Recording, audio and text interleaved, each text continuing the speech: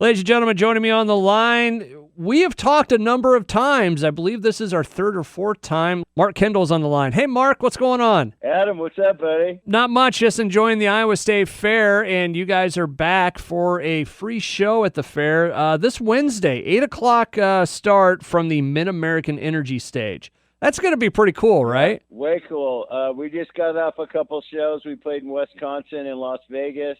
Shows went off flawless, so it's exciting. We like to get to Iowa. When's the last time you played the Iowa State Fair? Do you recall off the top of your head? No, but if my keyboard player was sitting with me, he would give you the date, time, set list. Oh, really?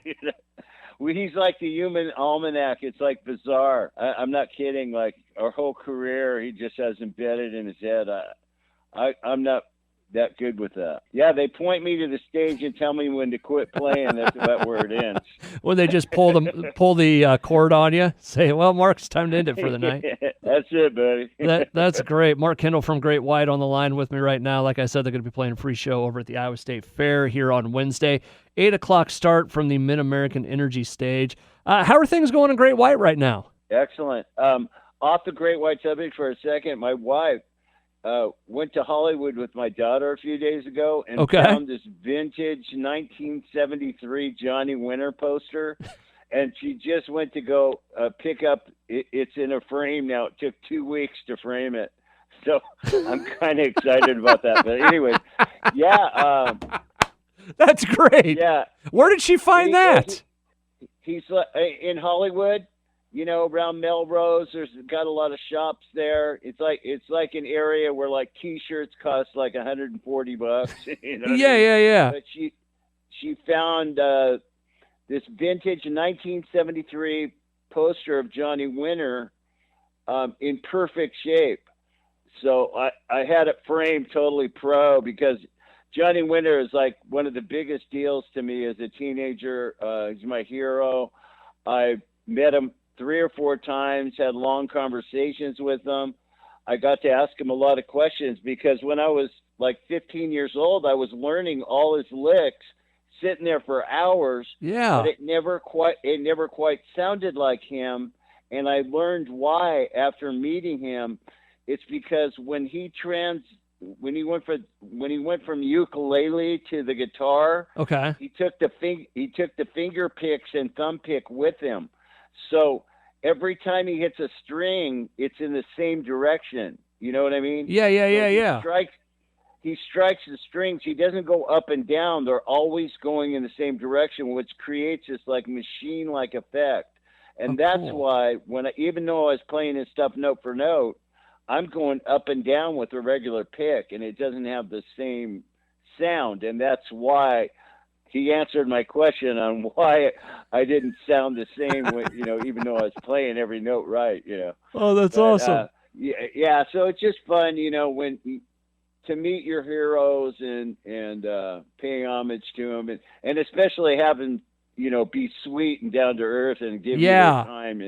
It's kind of neat, I got to ask then, where are you going to hang this thing? Right when you walk in the door of our house, the first thing you see is Johnny Winter. I mean, it's the full shrine. Do you have a lot of Johnny Winter stuff, or? Yeah, I got some his personal picks, and what happened was the first time we met him, it's because we wanted him to play slide on this one song we had. Okay. And because I can play slide with like open tunings and stuff, but I'm not, any big slide player. So we went to him and asked him. He said, "Sure." He'd do it. And he goes, "When's the recording session?" And we go, "Oh, it's already recorded. We just want you to overdub the slide solo." And he goes, "Oh no, I'm not." He doesn't overdub. He goes, "Edgar tries to get me to do them overdubs, and I end up doing 40 takes, and they take the first one." He goes, "If you guys all want to jam at the same time and roll tape, I'll do it, but I'm not going to do an overdub." And we couldn't do it because of time constraints with the record company and everything, or else we would have had Johnny Winter as a special guest on the record. But regardless, it was still a blessing to meet the guy. And, it's just like I said, nice to meet your heroes. How when you first met him, was it awkward? Did you stumble? Did you not say the sentence right? Like, "Hi, I'm Kendall Mark Yeah. from White Great" or something. Yeah, I was scared to death, but he made me feel comfortable after a couple minutes. I realized, he's not an alien. Like when you're a teenager, you think Led Zeppelin, they don't drive through Taco Bell. You know what I mean? These guys are different than us. They're larger than life. It's just you put them on a pedestal like a superhero pedestal. It's just the thinking of a teenager, especially if you're playing guitar. You look up to them like they're Spider-Man or Superman or Batman. You know what I mean? So when you go to meet him as kind of a peer or whatever, you still have that in you. But after they speak for a few minutes, you're going, hey, this guy's just like me. Like he likes a lot of the same things I do. You know what I mean? And so then you're going, holy crap, man, this is cool. This is really cool, Mark Kendall from Great White on the line. This interview went a completely different direction. I love it. Yeah. So I got to ask, what was the moment that you really knew that Johnny Winters was just another dude? Well, after, like I said, after just a few minutes after speaking, just talking to him, that's all it took, huh? Yeah. And we had a tour manager that was his tour manager for 5 years, and I got to meet him a couple other times, go on his bus and just hang out and stuff. And, it was just neat, because I got the album Still Alive and Well, and I was so blown away by it because, for one thing, not only his playing, but the bass player, I could hear every note. And I've never heard an album where I could hear the bass the whole time like that. So I was in Oregon and we were doing a festival, and I see this guy pushing a cart full of guitars out of the hotel. And I look up and it's Rick Derringer. And I go, holy shit. and I went up to him and instead of, I introduced myself. Instead of telling him how great he was, I asked him how he got the bass, because he produced that album. How did you make it to where the bass spoke so well? I go, that bass player was just amazing. And he signaled pushing up a fader. There was no secret to it. And he said, Randy Joe Hobbs, that bass player, he just sounded like that on everything he played on. There was no magic. And I go, holy cow, I've been waiting to ask this question my whole life, and it's something that simple. It's just crazy. But yeah, so I was kind of obsessed, but I went through times where I was obsessed by Carlos Santana to the point where I wanted to change my name. I wanted to change my name to Carlos. You know what I mean? So Carlos Kendall, I like it. I went from guitar player to guitar player, and I'm just can't believe all these guys how great they are. Let me ask you this, Mark. I know some people really, really like, meeting the famous people, getting the photo with it. Is it just guitar players for you?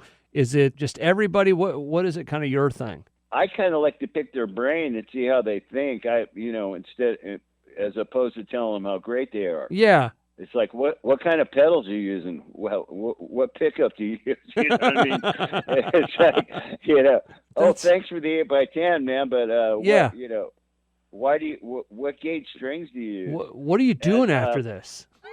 Yeah, and the other thing is, I'm a geeky fan also. Like I like to know what they do away from the stage. I want, do you have hobby? You go bowling, or are you in a bowling league?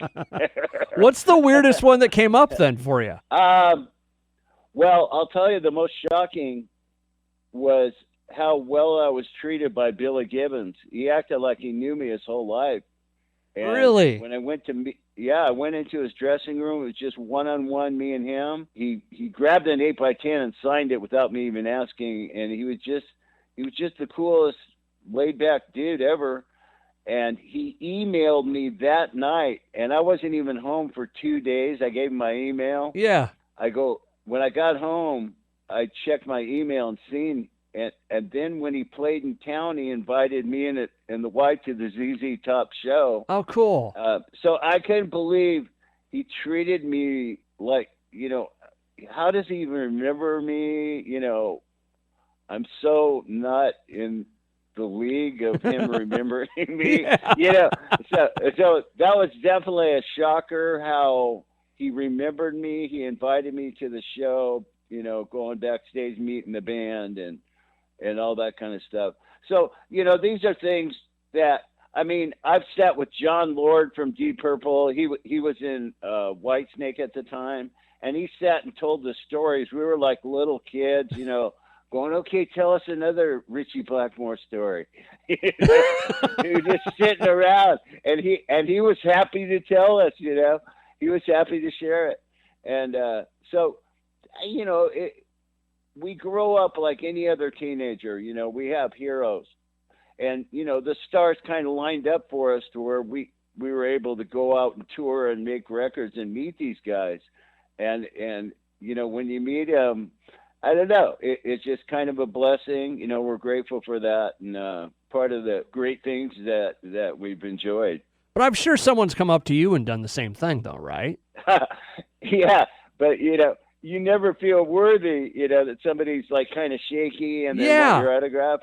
But it makes me wonder if they feel the same way, like if they, don't feel like they're on this huge pedestal. Maybe they don't feel worthy. Yeah. I wonder maybe that's a question I got to ask somebody, because I wonder if they, they don't feel as big as where we put them. You know what I mean? Yeah. So it's a strange situation, but I really enjoy it when somebody comes up, and says, I was in high school when Rock Me came out, dude. It's like the greatest memory ever, or, stuff like that. I'm really grateful to be a part of that because I'm a fan myself, so I relate to it, but for our music to be part of somebody's life is really cool. And all this conversation came from a picture of Johnny Winters. Yeah. Again, what are you gonna do?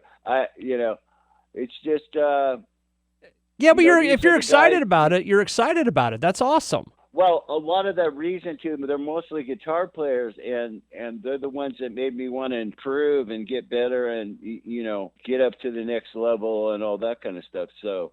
And then when I get to go meet him, it's like, I'm just grateful. I just sit there and soak it in, Perfect. Mark Kendall from Great White on the line. We'll have all the details about the show coming up. Mark, it was so great talking to you, man. And I really enjoy the Johnny Winters stuff.